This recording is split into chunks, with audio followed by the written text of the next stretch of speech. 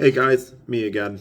Like I said in the last episode, still dealing with some audio problems, but I've decided fuck it. We are just going to use the audio from the microphones that we do have. It's honestly not the best. Lewis is a lot louder than the rest of us, so that causes some problems. So this is a, viewer beware. Not really a viewer beware, but just set the volume accordingly. Nate and I are a little quieter. Lewis is always loud, but at about 2 minutes in, he tweaks his audio, and he's even louder. So nothing I can really do about that. We're looking to move to individual audio streams, but at the moment, we are just doing one audio stream, and that is what is causing our problem. We're gonna do whatever we have to in the future, but I mean, these videos get like 10 views max, and so we don't really want to put any money in. We're just doing this for fun. So if we're doing this for fun, that's all I'm gonna say. I don't want to put too much effort in. I could go in and, whilst editing individually, like cut it every 5 seconds, try and make Lewis a little quieter, Nate and I a little louder. This is an hour-long video. Just editing the video itself and double-checking that nothing weird's going on in it takes, at minimum, an hour. And then there's thumbnail, stuff like that. And to be honest with you, that's more effort than I want to put in. So you guys are just going to have to put up with loud Lewis and enjoy the video. Greetings, people of all different types of ages, races, genders, and yes, even you other species out there watching this podcast. My name is Luis. I'm joined by my hosts, Nathan and Robert. Today we will be discussing Avatar: The Last Airbender. I wonder how many dogs watch this podcast. Or other species that are out there. Oh no, man, we're going to send a flash drive out into space and that way the aliens know what Lewis's asshole sounds like. Exactly. When he rips ass, like, They know just my size. They know what 1,000 year of death is. Yeah. Oh, hell no. They know exactly what Lewis wants when they come to probe him. Exactly. Probe me? They're going to probe me in one specific area. 2 specific They're gonna make you a puppet. 3. They're going to shove their alien dick into my dick. I mean, we've all seen Dan to Dan. We know what aliens are like. You know what I'm saying? You've never said. You see, it's very easy to say. It's disturbing to say in English. Miremos sacar la pinga, meterlo en tu pinga y hacer una pinga tremenda pingueta. All I keep hearing is bingo. Yeah, bingo. Essentially, I'm gonna take my dick out and put it inside of your dick, and then we're gonna make one bingo is dick to make a big ass dick. That's what I was thinking. You know what I'm saying? Yeah, the bingo ass dick. You know what I'm saying? So like, if I can put my dick inside of your dick, like the urethra, and make a big dick. You know what I'm saying? That's like an alien dick. So you want to sound someone with your own dick? Yes. Pointy ass dick. What is your history with Avatar? Yeah, so as discussed in the quiz, I grew up watching Avatar. Didn't really care for Korra all that much. The M. Night Shylamalam movie sucked ass. I haven't seen the Netflix TV show. But I really enjoyed the original series. It was really good. Very nice. What about you, Nathan? Yep, same thing. Kind of original was a classic. Didn't really watch Korra. Watched the Avatar live action via YouTube when it first came out. I'm glad I didn't spend money on it and go see it. I would have been very disappointed. To go see that fake Shaolin monk. Ong. Yeah. Ong. Couldn't even get the goddamn name right. Yeah. Ong. What are you, a gong? Yeah. Basically. But yeah, no. Avatar was a good bit of childhood. Rewatched it a few times when I was a kid on Netflix when Netflix was first starting out. Back when it was good. Yeah. Back when Netflix would mail you the DVDs. Back when Netflix was basically almost free. Hell yeah. Back when you could have it on the Wii. Yeah, that's literally what I watched it on. Yeah, the Netflix was, yeah. Yup. Oh, good times. How about yourself, Lewis? Yeah, I mean, elaborating off the quiz, just kind of grew up watching it. Whole family and myself watched it. I didn't like Korra when it came out. Eventually, it grew on me. Read the comics. Because she's brown. Yep. Korra's my type. Korra's my people's, man. Is Korra of age? I think so. I think the This is a implication good she's question. like 18. She's gonna like move out to the big city. Like I think Korra's I'm glad you were looking this up before saying anything. 17. At 17 years old in book 1 and ages 21 by the end of the series. I'll fuck the dog shit out of Korra at the end of the series. I think it's okay to say since she was At only the end of the underage series. in one book. Yeah, At the- exactly. I'll fuck Lewis Korra would be at the end of the series. I would like When she's pull my actually- metaphorical anime cock out and put it inside of her. It's not anime, Lois. It's cartoon cock. I'd pull out my kaname cock. Yeah, I just realized he said Canada and it made me think of Canada. We need to do like a Total Drama Island episode. You see that Sonic and Total Drama Island on the roster now. But in recent news of Damn, we're going Avatar, for recent news first. We normally try and finish with news. What you got? Put some There's recent no news. So, in recent news of the Avatar series, there will be a third series. Ooh. It's called The Seven Havens, and Feature the black child. probably. I mean, he's an Earthbender. You know, Earthbenders tend to be darker skinned, other than Paul. Oh wow! You know, wait up, Wow. yo, hold up. Those lesser brown people need to be playing with the dirt. To be fair, the Earthbenders are like, I don't even. I always felt like the Earthbenders in Avatar were like depicted Hispanic. as more stereotypically Asian. Oh, Like they're the. yeah, I I hate guess to like. sound racist, but they're the stereotypical like Chinese farmer working in the rice Yeah, paddies. that's true. With the I guess vibe maybe I they were got. more like farm, like people who are more in tune with nature. So like Agriculture, the yeah. farmers. The, Yeah, more. Yeah, Yeah. And I mean, the traditional hat- Asian civilization. The Yeah. hat helped, you know, Yeah. the cone hat, like Yeah. that. That's always the vibe I got when I was a child because you know your exposure to Asian culture is very limited. Yeah, but that's not. And the thing about it is, that's not even like really racist. And that's like one of the topics, right? We talked about. It's one of the topics that these guys wanted to talk about. We'll get to that in a minute. Let's continue with the news. Okay, but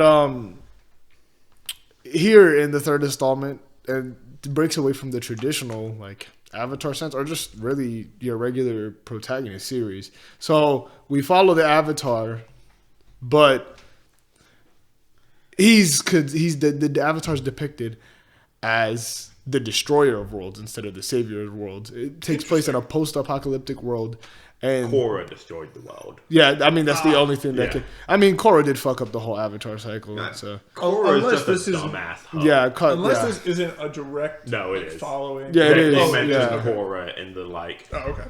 about like hundreds of years ago. Something happened with Korra. Well, the long past, Korra couldn't stop the world from being destroyed effectively. Yeah. Now the Avatar's fought the destroyer of worlds. Is Exactly. Aang still in Korra too? No.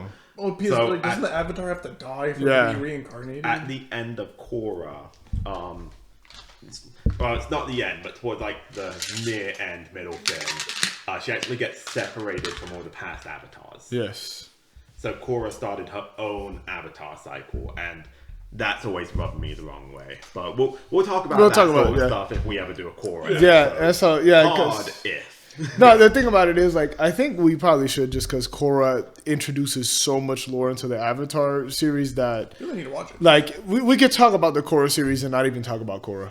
Yeah, like we'll touch on that later. Yeah, but yeah, all right. So look, long story short, it takes place in a post-apocalyptic world. Avatar is supposedly the destroyer, not the saver of worlds, and there's a potential for twin avatars. I'm not a fan of that. So 'Cause yeah. the Kind of avatar, hard to do. you know, building off what Korra established, the avatar is like a spirit. Yeah. Exactly. You can't split the spirit. Unless only You could, I mean, unless they could only do like 2 and 2, and You together could they technically make an do Avatar. Avatar and Dark Avatar. Exactly. But those are two separate separate spirits. avatars. Yes. Like, And so, to be fair, like when it says twin, since it's ambiguous, it could be hinting to that. Yeah, you know, kind of like there's no dark pit, establishment regular pit. of- Yeah. if one of these is just the Avatar and the other one's going to have like lesser twin energy and they're going to wind up becoming the big bad at some point. Stereotypical story. And yeah, I feel like that would be a disservice. You know, very An cliche. AI-written story. But also, like, if you look at some of the stuff they did with Korra, like, you can't look at, you can look at Avatar and be like, this was amazing, but their track record hasn't been the best. Yeah. So, do you have any opinions on it before I move on to the next news? All we know at the moment, though, it's a younger child. I think like maybe It is. 10. He is younger. Yeah. He had the Just like prosthetic Aang. leg. Okay, it might be like seven or 8 then, because he's depicted as like stereotypical, small, like his mentor is like an air nomad. So air nomads like have repopulated basically. Yeah. I know that they did in Korra, like everyone who had airbender genes, it got reactivated after spirit convergence or something. But there are now like true air nomads again. And so like that's all we really know. Yes. There's not much. So There's basically one single photo of her like riding her pet animal.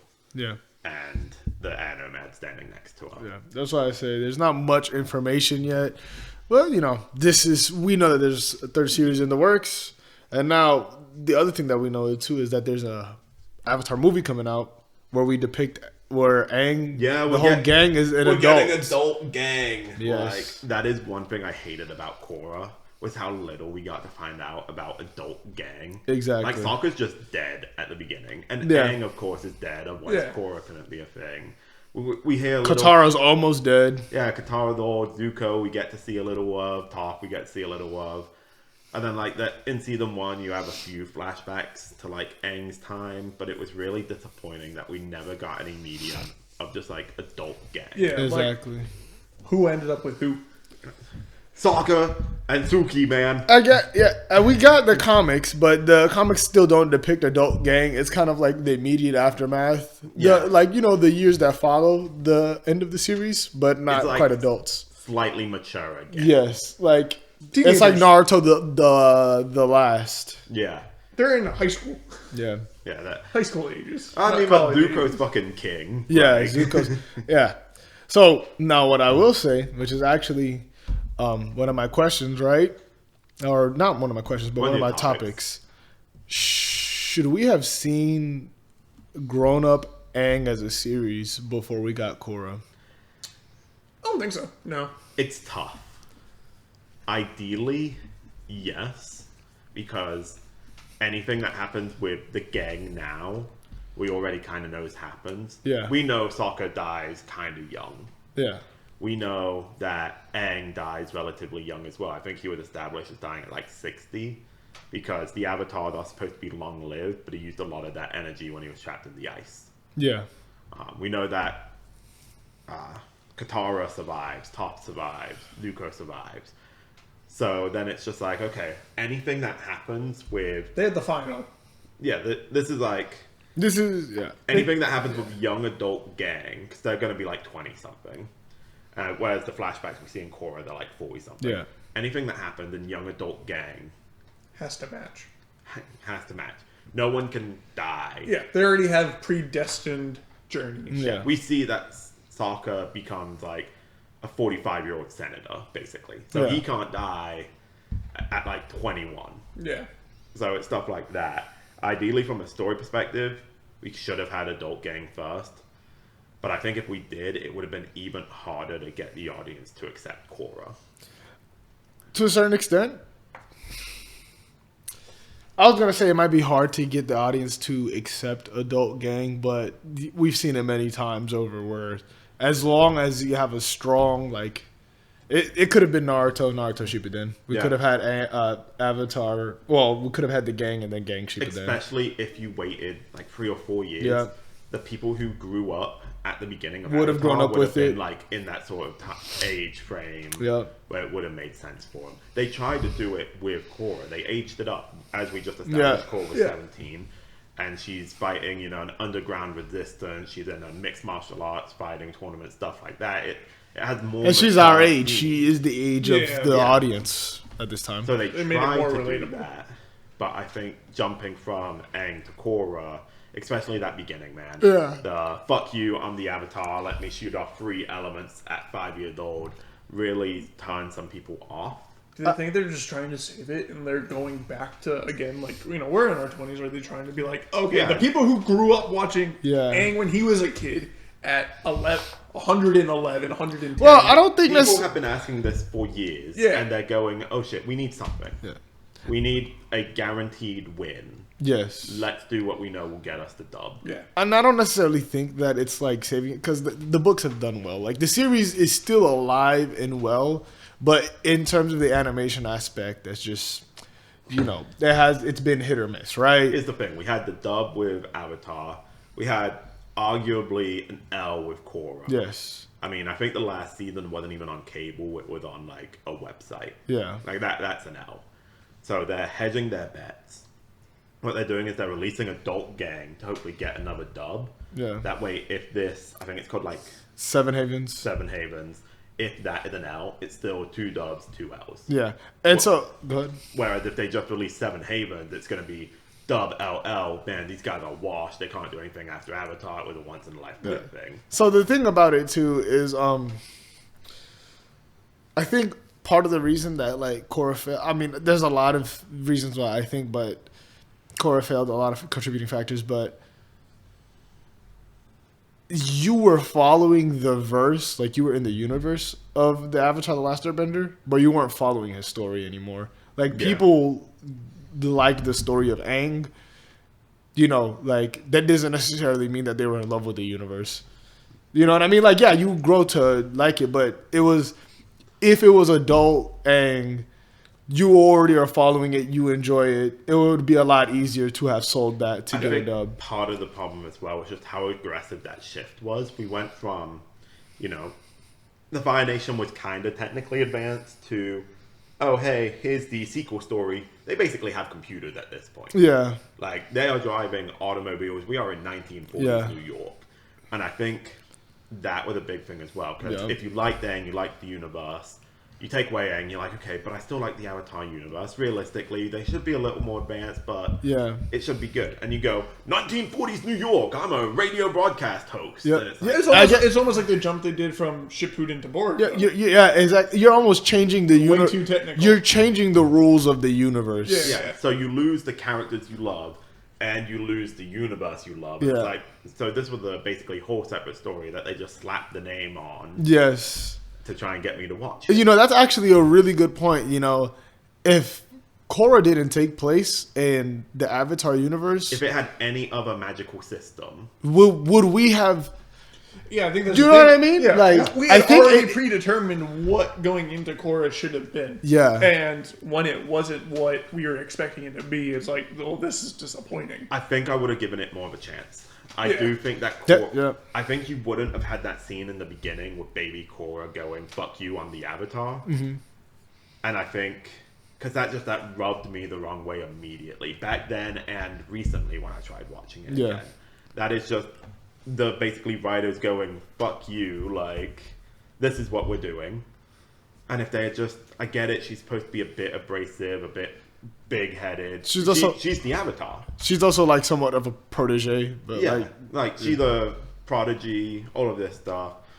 But just come in and being like, "Fuck you, this is me." You didn't give me a chance to like the character before you made her abrasive. Yeah.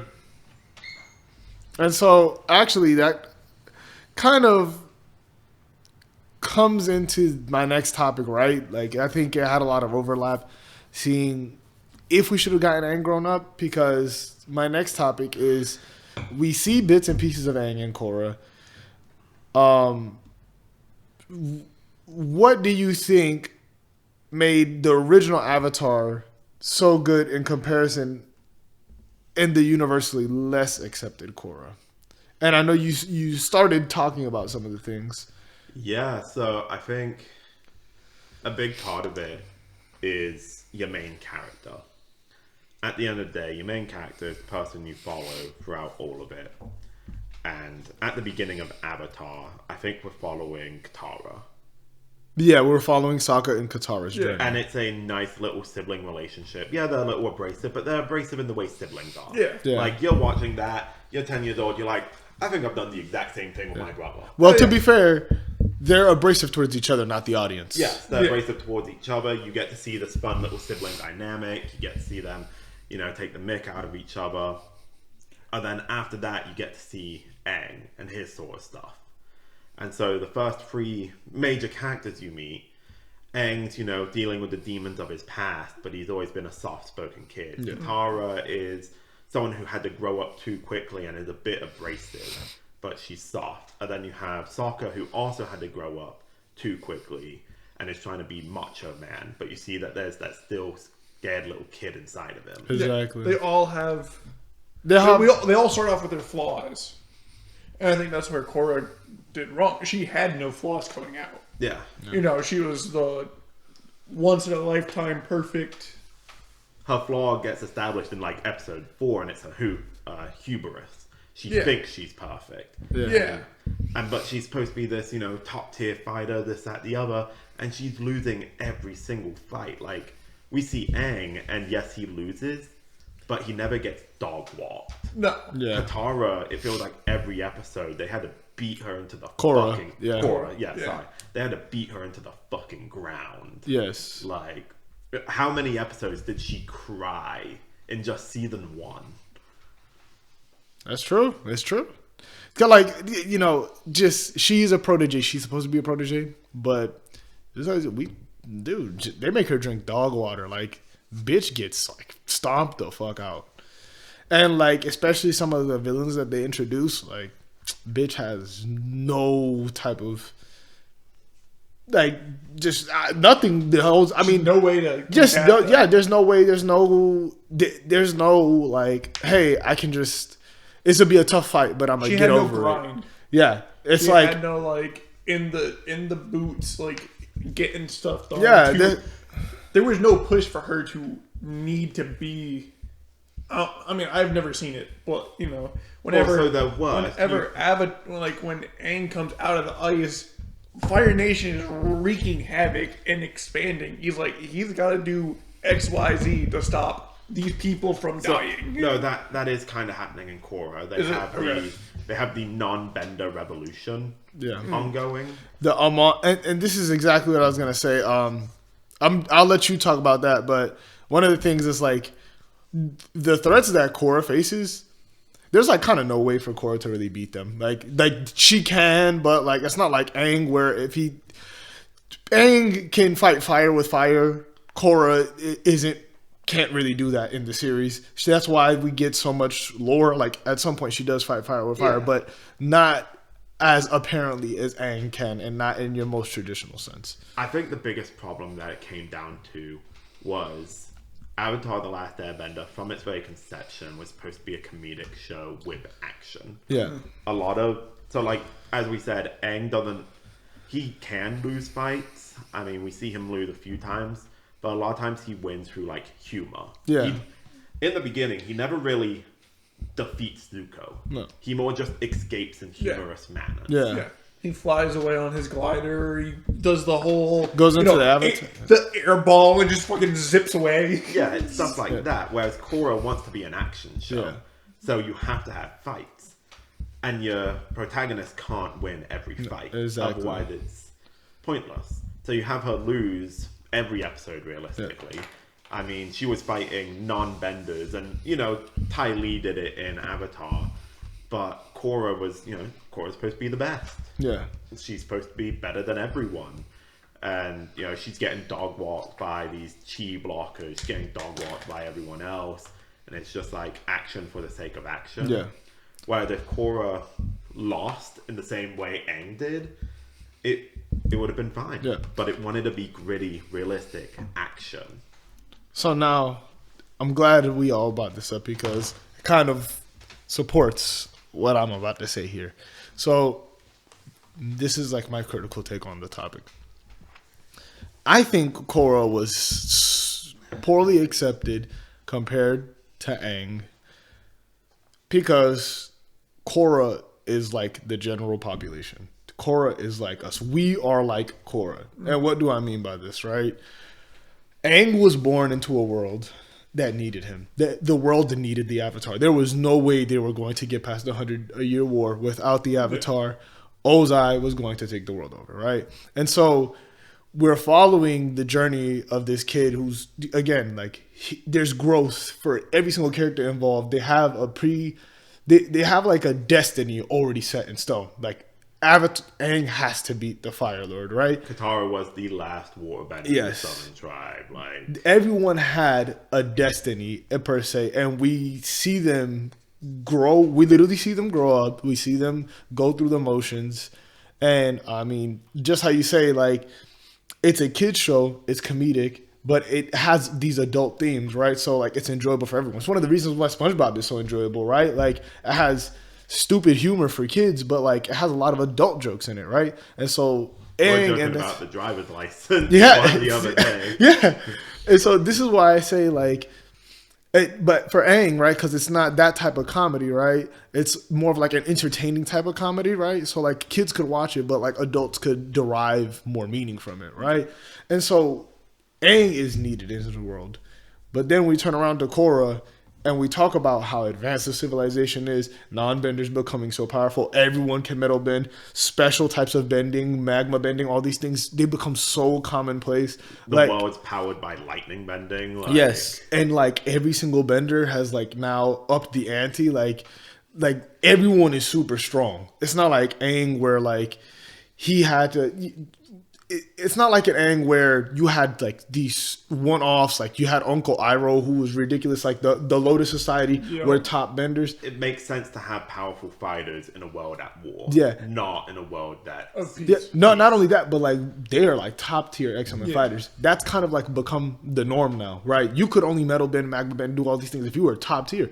That's normal now, right? Everyone is super strong. The world no longer needs the Avatar. Literally, the world does not need the Avatar. Yeah, the world They is say at that peace. in like episode 2. Yeah, The world doesn't need the Avatar. the world doesn't need the Avatar in Korra. And so one of the things that's like, we don't follow the story of the Avatar saving the world when Korra, we follow the story of Korra trying to fit in. Yeah, Korra Like, finding her place in the world. yeah, exactly. It's not, and so where we originally saw a series of the Avatar like saving the world, we're now watching the series of this young adult trying to figure out what the fuck she's doing in life. And you know, we're already living that. If you're the same audience that watched Aang, you're living that at that time, and it's just like, this is kind of dumb. You know what I mean? Because you literally see the same antics that probably your average American would probably like live through. Like obviously, it's not animated; it's a little different. There's the fantastical aspect of it. Yeah. But, you know, the hothead rookie that thinks they're all that, and it turns out they're not. They come out of high school, going to college, they get their ass whooped by the books. You know, their social life changes, and then they have to go find a job, and they get their ass kicked by jobs, like literally just dealing with real world problems. That is literally what Korra faces in her fantastical world.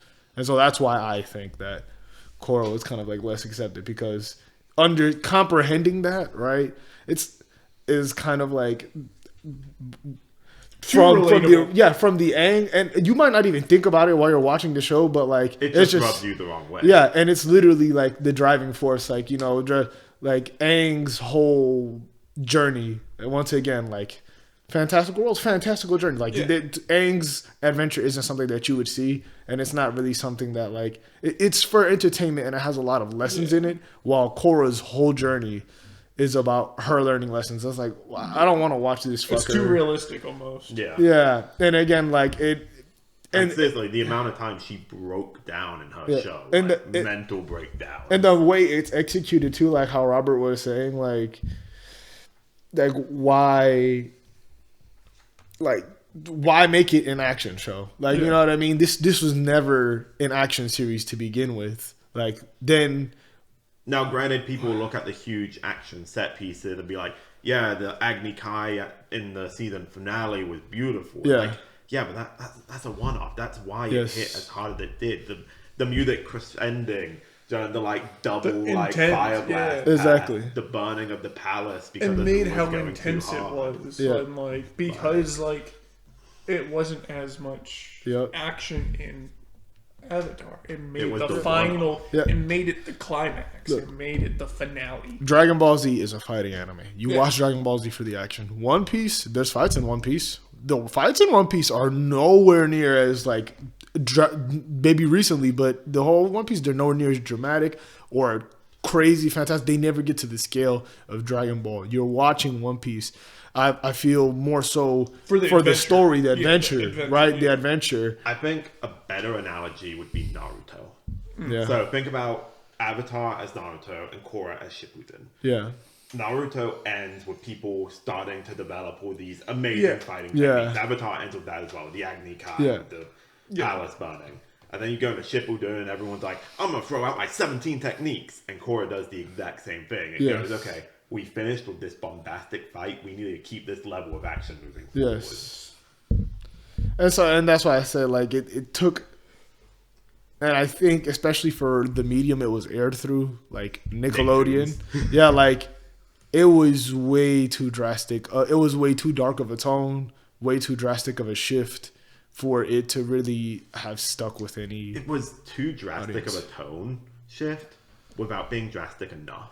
Mm-hmm. It's one of those things where you have Avatar on Nick and you have Korra on, Nick at night or something.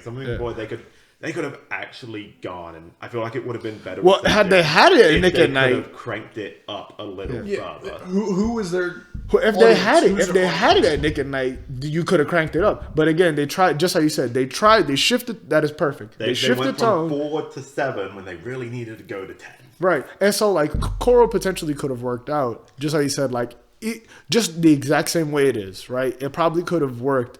It just needed to be that much drastic. But if they made that much more of a change, they would no longer be able to air on Nickelodeon. They would have need to have aired on Nick because they get pretty dark in the series at the end of the day. Yeah. So instead of maybe then going to the extreme, going all the way to a 10, then they should have brought it to a 5 if Avatar ended. The Last Airbender ended at a 4 to keep on that schedule. Well, no, okay, I mean the realism, like Avatar. It's if you want to look at it as a dial with fantasy and realism. Avatar, like, firmly in the fantasy. Korra's like towing that line. Yeah. Whereas you want to go the way you want. I mean, that season 1 alone has basically a Nazi factory owner, like car manufacturer, trying to kill his daughter's boyfriend because his wife was murdered by a firebender. Yeah. Yep. Like, but they also soften up. They don't really outright say that. He's like, he hates him and stuff, and he tries to kill him with like a robot suit effectively.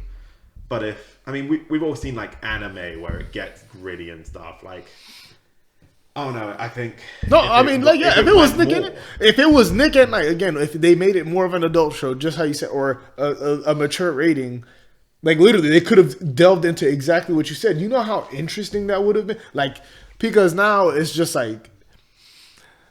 They're censoring. They're giving this super realistic experience, or like they're giving you the lens of like this is effectively us, right? But they can't. Real world racism. Yeah, this is a guy whose wife was killed by a black guy. Now he wants to kill black guys. Yeah, this is real world topics, but we have to soften it up. And so like there's series that have done that perfectly, right? Like Teen Titans have done it a few times, but at the end of the day, I think like Teen Titans. Literally, it was born as an action show and stuff like that, right? Yeah. And so one of the things, and I guess it was always kind of mature. Also towed the line of fantasy more than it did realism. Yeah, exactly. Like I'd probably put Teen Titans in between Avatar and Korra. Exactly. And so what I'm trying to say here and say is like, especially coming off the hind legs of Avatar, like you can't go into a Teen Titans. You're gonna have to like completely shift. It. Yeah, you either stick with the themes of Avatar or you 100 or do a 180. That was kind of it, and that's where it kind of failed. They played it too safe. Yeah. I love how this is an Avatar episode, but I think we've just rambled about Korra for like 45 minutes. Yeah, because like we're not exactly talking about, but it's difficult. Korra is the Avatar we could sit here and glaze. Korra we can sit here and have an actual conversation. Exactly. No, and I mean it's always a comparison. And then another thing, and that's why I say like if we do another Korra episode, we can have a whole Korra episode and not talk about because. Korra kind of lays down most of the Avatar lore. We get introduced to some Avatar lore in the Aang story, but like Korra's story really goes really into depth about it. We didn't need the Avatar lore. watching Avatar, I never felt like I was missing out on anything. This is true. They could have just ended it. Because like the whole Rava It and didn't need a sequel. Yeah, the divine spirits, the Rava, the dark avatar and stuff like that was all added for the sake of Korra. Avatar is just, there is a spiritual line, and being as someone not from, the East, I could look at it and go, okay, well, they have a belief of reincarnation. This just makes sense. You could have accepted it as is, and I guess it's just now we're just hopping into the next topic. Avatar introduced a lot of these Eastern ideology symbols into the West, and so already kind of talking about the fact that from a Western perspective, we could have just accepted Avatar as is, just accepted these Eastern symbols as is. Maybe if it was like more catered towards an Eastern audience, then like the lore would be more so necessary. But like, I was happy to accept it as is. Oh yeah. I just want to point out one thing. They do really well handling yin and yang in Avatar. Yeah. They establish that, they're not evil. It's not good and evil. It's balance. And then you get to Korra with the divine spirit, and they're like, no, it's good and evil. Like, this guy is explicitly evil. Yeah. And they just throw their own ideology out the window. Yeah, because one of the things is like, just how you said, Avatar, the Aang really focuses on balance, right? Because they focus on the aspect of yin and yang is always context dependent, and evil is always context dependent, while Korra... It's not evil, it's just balance. Yeah, makes it black and white. Korra kind of makes it black and white. And it kind of sucks because they make that black and white in a story that they're trying to put into a gray space. Yeah. Korra's whole story is her in a gray space trying to find where she belongs. But the world around her surrounds her in a black and white context. And it kind of doesn't... None of it meshes well, right? Like the overlying themes and just, it's not... But going back to the whole Eastern stuff, because like, I don't know, it's so easy to just go back to Korra and just... Yeah. On it, right? Just sometimes it deserves that though. Well, no, he said it deserves it. Hey, I'm just saying it's a good way of what not to do. Yeah, so moving forward, things change. But I mean, do you feel like watching Avatar, at least the original story of Aang, like, how do you feel that changed your opinions about Eastern symbols or like your knowledge of it? Like, how do you feel about it? I mean, I kind of just took it as a show. Like, it just is what it is. Yeah. Like, it has its own culture. Yeah. It's like, the world of Avatar is just the world of Avatar. And kind of not knowing, too much about Korra is like, okay, that's just like, I kind of wish that they kind of didn't destroy its reputation almost in like the world that it had created. I feel like it kind of Americanized. Yeah. I literally said though 1940s. Yeah. This one, word for word. Unnecessary, like almost like they threw the Avatar aspect into Korra to push sales. Yep. If it was its own standalone and not a sequel, we're right back to shitting on Korra. Yeah. It's like it's so hard to it wasn't necessary to have. I think that's the thing is like they could have literally skipped Korra and just done Avatar: The Last Airbender, and then the sequel being them growing up, or as an adult, like Rugrats, and then Rugrats all grown up. Yeah. When they're in school, they're going through the basic life challenges and stuff like that. Yeah. You take it from a more of a hyperinflated like these are some crazy ass kids, doing some weird. Crazy stuff. Yeah. We're younger watching it, and then they came out with all grown up when we were kind of it was kind of like we were on the tail end of it. Of course, it was kind of more of like any of our older siblings or older cousins and stuff grew up watching Rugrats in the 90s. We kind of on the later side, so we didn't fully understand like the all grown up aspect of it more than they did. But I think they could have gone with that instead of leaping so far or taking such a giant stride with Korra, going into the next Avatar. Exactly. They didn't necessarily need to do that. I mean, they did though. As much as we want adult Aang's story, like Lois was saying, they all had a destiny, and the destiny was defeating the Fire Lord. Exactly. Like, yes, he does stuff after that, but like, if you were to cut a snippet out of everyone's life to make a story out of, that was Aang's story. Yeah. Aang's the avatar that defeated the Fire Lord. Exactly. Yes. That was his big hurrah. Like everything else is kind of like extraneous at that point. Like, because ultimately, as much as yes, it would have been successful. I truly feel like adult gang would have been successful, but Aang's original purpose has been like fulfilled. Yeah. You know, Yeah, Naruto. that's true. Naruto's purpose at the end of Naruto actually wasn't fulfilled, or he got a new purpose. He needed to gain Sasuke back, right? And so it leads perfectly into Shippuden, right? The world is at peace in Aang, and so in order to introduce the gang, you need to create like a new problem. And so I guess if you introduce all the technological advances, then like all of a sudden the gang has like Korra is the equivalent of Boruto yeah, exactly. Now the one thing in its own aspects. trying to reel this back into the topic, like, and what I mean by this is Eastern symbols and whatnot. I'm gonna give Prime, So just to be a little more specific, right? We watched this fairly young, right? And so at a young age, we were introduced to these Eastern symbols and, you know, mythologies and concepts. And so like later on in life, like I don't know about you, but seeing yin and yang, seeing like the whole elements and stuff, like whenever someone says elements, like the first 4 elements I think of are the elements. Definitely. Yeah, you think of air nomads and shit, Shaolin monks and stuff like that. I saw that later on. I saw Avatar first. All that became really cool to me because of whether directly related to Avatar or not. This played a role in priming all of our brains at a young age. So, like, what do you think about this, Robert? Yeah, so growing up, I'd seen things like yin and yang, stuff like that. 'Cause, you know, it's common martial art ideology, iconography, I mean. But no one ever, like, explained it other than just, like, balance. And a lot of people even conflate it with good and bad. You know, the wrong interpretation of yin and yang. Avatar really sat you down and explained these topics without sounding preachy and without actually explaining it. Yeah. I mean, the way they explain yin and yang is in relation to 2 fish. Yep. Mm-hmm. Something that a child can sit there and listen to and understand in the context of a TV show. Yeah. Like, And then the symbolism of one of the fish got physically killed.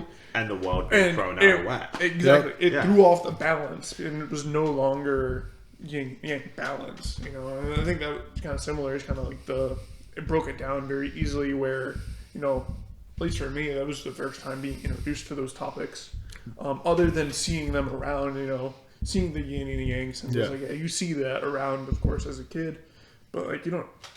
You just kind of think it's like, you know, it's just cool. Yeah. You know, it's like you kind of, you know, there's the good with the bad, you know, and vice versa for the balance. Avatar did a good job explaining that.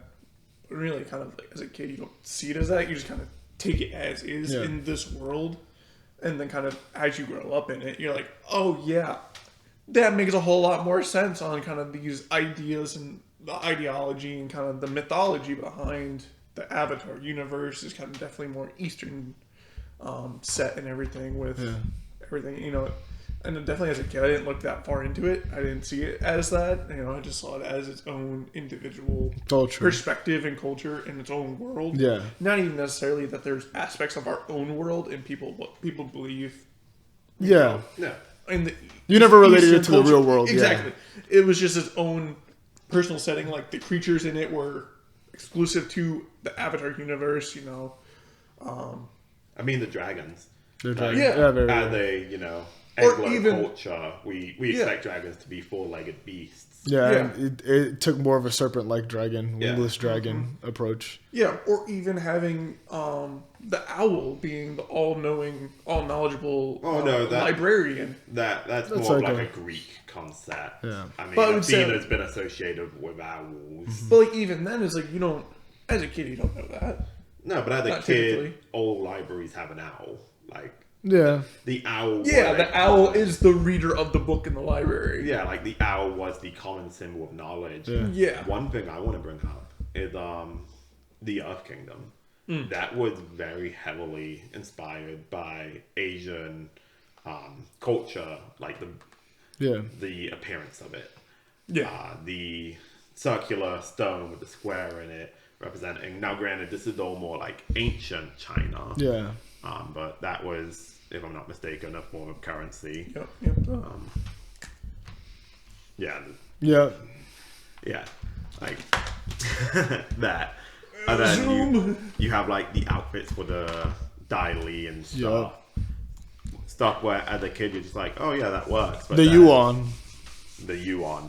Yeah. But as a kid you're just like, oh yeah, that looks cool. I mean, Yeah. the hats on the Dai Li. And then as a growing child going through school, you don't really touch on Asian culture that much in your history classes, but you do see a little bit about it. And it was interesting seeing what I had seen on TV as being representative of not real life, but inspired by real Yeah. life. Or like I mean, I was gonna say, like the samurai. yeah, the samurai. Yeah, whoever. I don't remember what they're called, but they look like samurai. Yeah. The Ronin. no, the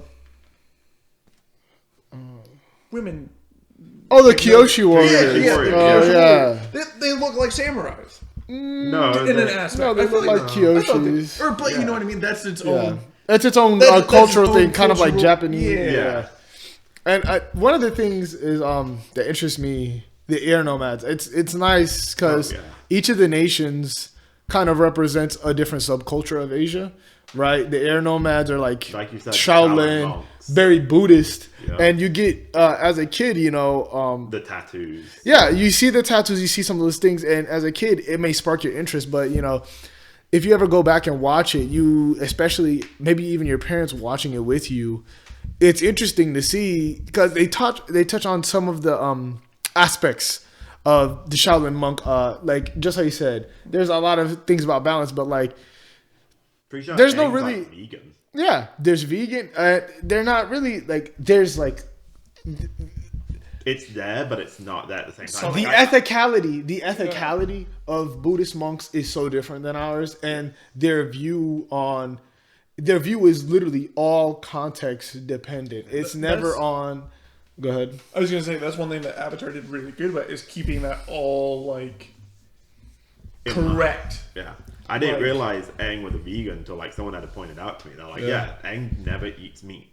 That makes Just- sense. Yeah, like what's this? Avatar Yang Chen, for example. Like I think she's like actually one of like the most brutal avatars Yeah. to have existed, and That was the female Yeah, airbender. yeah. And that's one of the things had to do with her Shaolin culture. Like her morality was so different than the other avatars, right? Every avatar, depending on their incarnation, has different morality.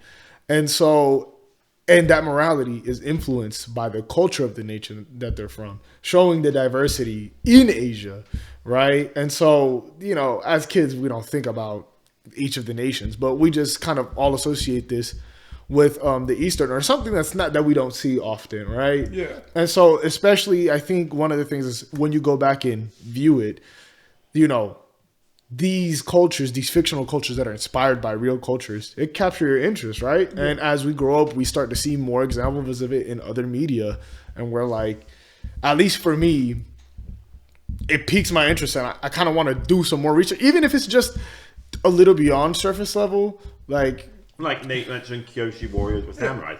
We Yeah. know that they're not, but off the top of my head, like, what are they actually? Yeah, what They is were it? inspired by something. yeah, it's like some sort of Japanese culture. I why- forget where they like- paint their faces. Yeah, And exactly. it's typically why men do they have who the face paint? Why do they, Yeah. carry themselves how they carry themselves? and But stuff I like just that. couldn't tell you exactly what Yeah. they are off Yeah. the top of my head. And I think it's a good way to prime young children, right? Because if as adults or even as children we see the actual culture, we might be a little bit more reluctant to engage with it. You Google Kyoshi warriors, and it's like, this is what the Kyoshi warriors look like, and this is what they were inspired by. And you're like, oh yeah, you do your little wiki dive. Yeah, exactly. And you're a bit more willing to learn about it than just, oh, maybe I should Google the Hachitomi warriors. Yeah, exactly. And then on top of that, if you actually see the original culture that it's based off of, you might dismiss it a little more quickly than if you have some sort of priming and like you have good experiences with that, right? And actually, like, I really like this topic because it kind of it kind of touches on social topics, right? And I'm not gonna go too deep into it, but it's like it's one of the things where you see other cultures through the media and they're portrayed in like a good light, or you see them in like effectively you see them as entertaining. They're portrayed a certain type of way, so that once you actually see it in real life, you're a tad bit more open to receiving, right? I'm not sure. Yeah, it's all your first impression. Yeah. Exactly. And I think Avatar was a very good introduction into kind of somewhat piquing those interests for kids and young adults kind of first watching the show. Is like, these are really cool aspects of, being in tune with nature, having all of the 4 elements, and then having one person who can basically use all 4 of them A and person who unite the represents balance. I think later on we see in the Marvel movies the Asian superhero. What is this thing called? Shang-Chi, right?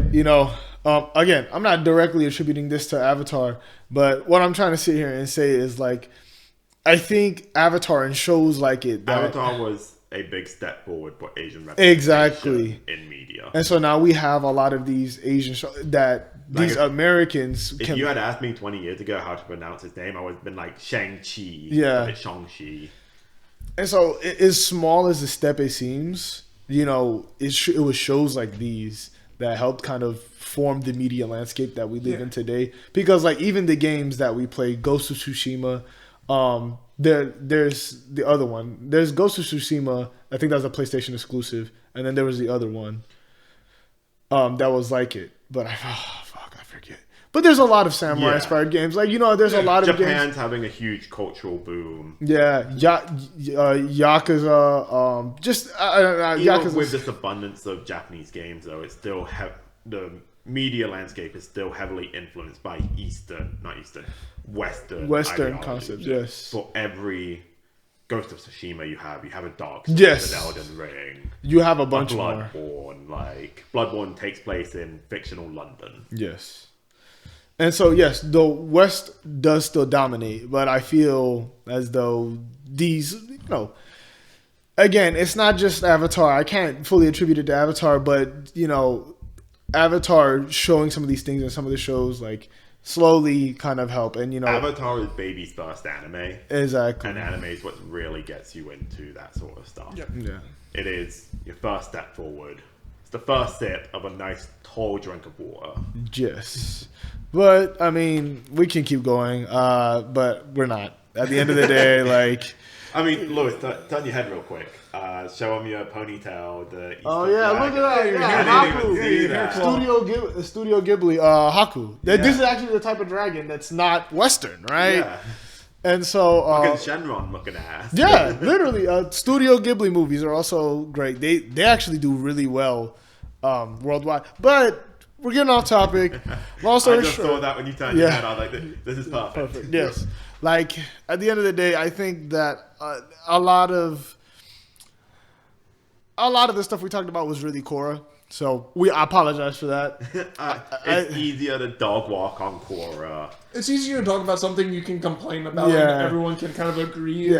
And like, I think maybe in the future we might do a Korra episode, and if we do that, I don't think we'll shit on Korra as much. I think We'll try and be nice though. I will fully watch it and I will give you my full opinion on it. And like, I think if we do a Korra episode, we have to talk more about the Avatar universe, because we kind of did this episode in this format because it was super easy to glaze Aang for like an hour and 20 minutes. We could just like suck the fuck out of Aang's cock and let him bukkake me. But like, it's just... he's 110. Yeah, but the thing about it is, at the end of the day, like... Korra invited more conversation. Yeah, exactly. Aang... And especially the comparison from Aang to Korra. Exactly. Really, we talked about the shift from Avatar to Korra Exactly. more than anything. Especially bringing up what is upcoming in the Avatar universe. Yeah. Exactly. You can't look at Avatar without thinking about Korra. Yeah, because now that it exists, prior to it existing, maybe you can see it in isolation. Now that it exists, it's difficult. Yeah. But thank you for tuning in. I hope you enjoyed. Please comment, like, subscribe. Let us know your thoughts in the comments. Kind of repeating. Leave some comments on kind of some topics you guys might want to hear us rant about. We may or may not have talked about them because we already got Sonic and Korra and a bunch of other ideas. Yeah, Total Drama Island. So let us know. You know what I'm saying? But other than that, on that bombshell, we'll let you go. Hope you have a super excellent, fantabulastic day. And we'll catch you on the next one. Catch us next Friday Wow. for Mario. Yes. Mario. Bye. Bye.